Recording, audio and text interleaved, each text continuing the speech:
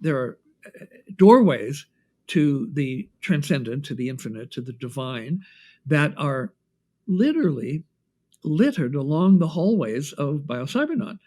And sometimes people will, in the course of their training, happen to open one or more of those doors and journey off into Everland, and then come back and have amazing stories. On the other hand, some people are more prosaic in their methods and their goals. And in the past, we haven't urged them to go beyond their comfort zone. But now this is changing as the age is changing, to be more open, to have more transparency. And so we are beginning to tell people about the portals to alternate realities that are readily available in BioCybernaut trainings. That's one of the, I guess, most profound changes that I've experienced, especially during Alpha 1, is you've kind of set me on this path of spirituality and just asking questions and spending more time reading and following people in like the mystic world. It actually started with, you know how you have like those giant quartz crystals in each room? I think I like had asked you about they're selenite crystals. So, yeah. Yes. So I was asking you, like, what crystal is that and what was the purpose of it?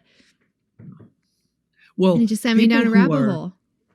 Well, yeah, definitely. Alice in Wonderland, Alice went down the rabbit hole and discovered quite an amazing world.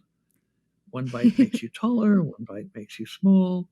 There were white rabbits and mad hatters and hookah smoking caterpillars sitting on big mushrooms. So, yes, a lot of fun there. So we had talked about this earlier, but I think it's important. What made you make the decision to be so open about the spiritual aspects of the brain training and not just leave it super corporate, not just say this will help you make more money, this will help you, be more creative. You, in almost all of the days that you show up, you learn like a little bit more on the spiritual side or a little bit more on the mystical side.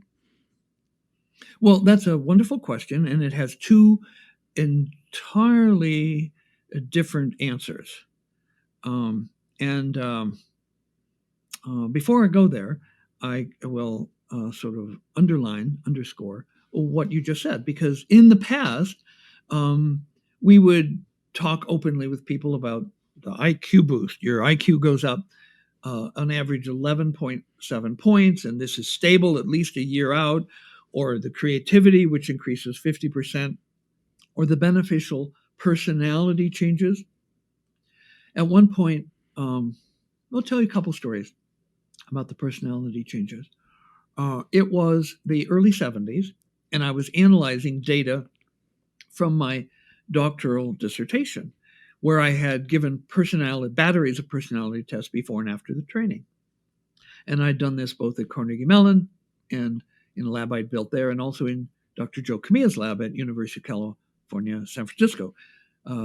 Dr. Joe Kamiya is the scientist who accidentally discovered in the early 60s that people could voluntarily control their own brainwaves if given feedback. And he made the first published report in April of 1962 at the Western Psychological Association meeting. This set off a firestorm of interest in sort of electronic Zen. People were very interested in that, but most of them were so ignorant of how to build the technology so that it worked with the alpha rather than against it. An example of working against it: anytime you have your eyes open, you have lower alpha than if they're closed. So a lot of the early machines had a meter you had to watch with a needle that would go this way if it was more alpha, this way it was less, or lights that got brighter if you made more alpha. That's like trying to teach somebody to smile by slapping them every time they smile. The feedback might be accurate, might be immediate, but it's certainly not aesthetic. And effective feedback needs to be all three: accurate, immediate, and aesthetic. So when I came into the field, one of my jobs was to sort of clean house, get people to stop using the percent time measure that most were using for feedback and scoring, It's like a rubber ruler. It suffers from gauge variance. And so a lot of the early work was sort of putting the field of brainwave feedback on a scientific stance with accurate and defensible measures. And then when I came into the field, 90% of all the published studies, because people had gotten really excited, oh my God, electronic Zen, let's do studies. 90% of all the published studies showed that people could not learn to increase their alpha above an eyes closed resting baseline. And I was able to show that there were methodological and technological problems that if these were fixed, then yes, people could learn. And so I set about to design and build the world's best brainwave filters. And also I built the world's first microcomputerized brainwave feedback and analyzer system. And so with this technology power and what I knew from my own trainings, how to do the trainings, you don't do an hour a day, 3 times a week. If you're going to really make transformational kinds of changes, it has to be profound in mass practice, long days, consecutive days, like we do at BioCybernaut. Mm-hmm. So the being open about this came with penalties. If you're out ahead of the herd, you are vulnerable to getting arrows in your back from people that don't like you or are afraid of you. Mm-hmm. When I wanted to do my PhD in brainwave feedback in the psych department of Carnegie Mellon University, I was referred to the man who controlled the equipment, the electrophysiological lab, Dr. Terence W. Barrett. And so I went in and just happily, talked to him about the brainwaves of Satori, the superconscious state in yoga, or samadhi, and Satori is the superconscious state in Zen. And he listened impassively, didn't say much. And a couple hours later, I get a letter in my university lounge department mailbox. Permission to use the electrophysiological equipment denied.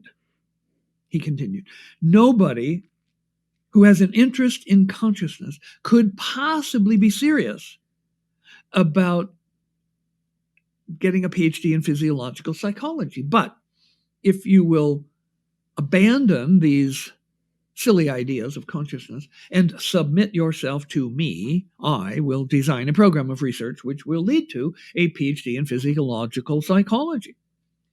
That definitely was not, shall we say, supportive or encouraging.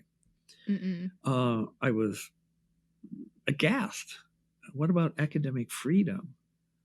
Psychology, science of the mind. You can't study consciousness? Oh dear. So I took the letter to the acting dean. The dean of the department school was on sabbatical that year. And the acting dean was Richard Hayes, Dr. Richard Hayes. And he was the only one in the department who was actually studying consciousness. He was a Piagetian following Jean Piaget, the French developmental psychologist, who had identified 4 different stages of the development of intelligence in children.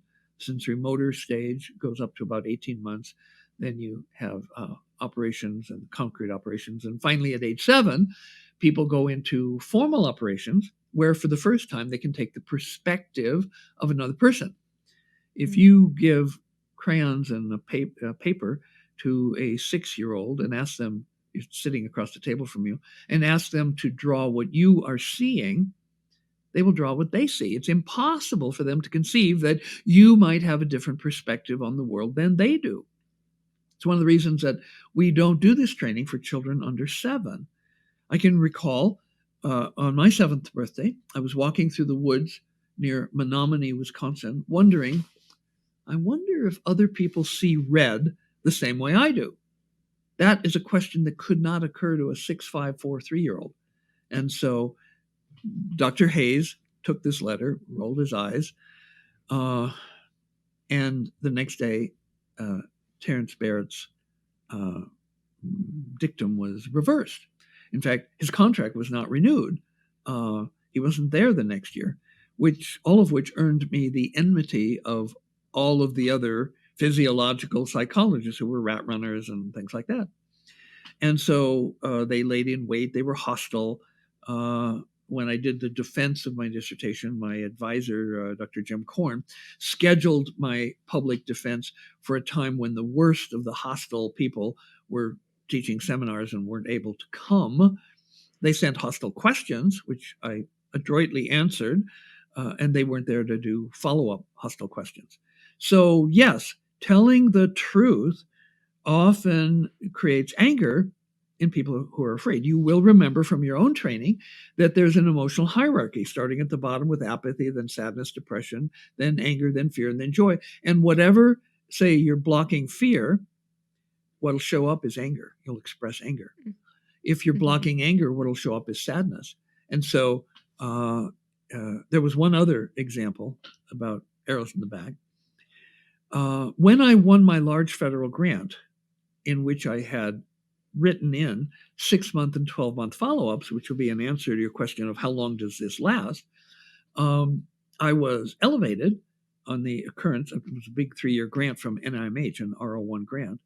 I was elevated from an assistant research psychologist to an assistant professor of medical psychology in the august Department of Psychiatry.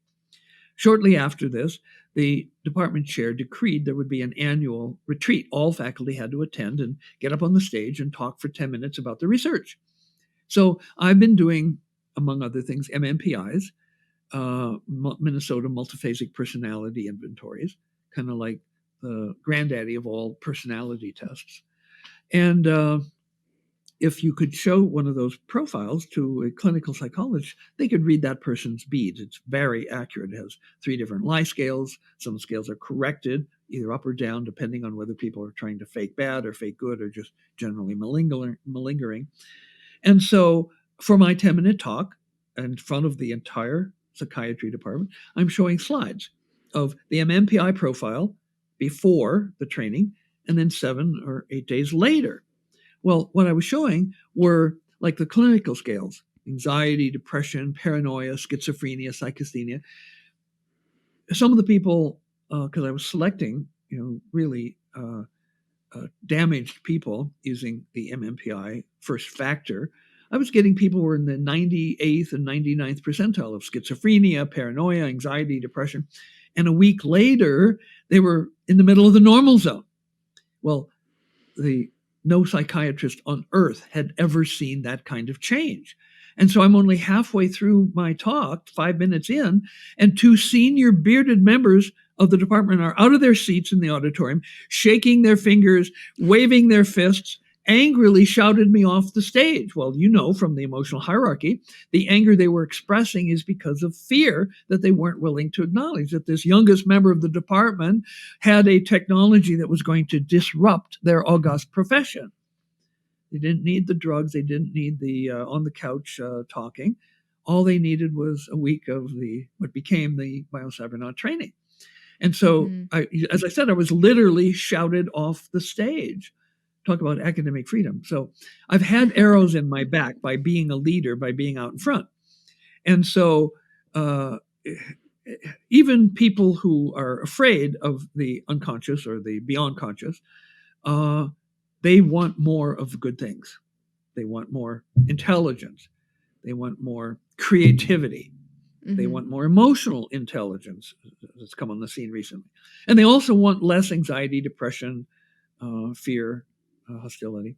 And all of these are available in the BioCybernaut training according to scientific research that I've conducted at major universities and then published in some of them peer-reviewed medical journals.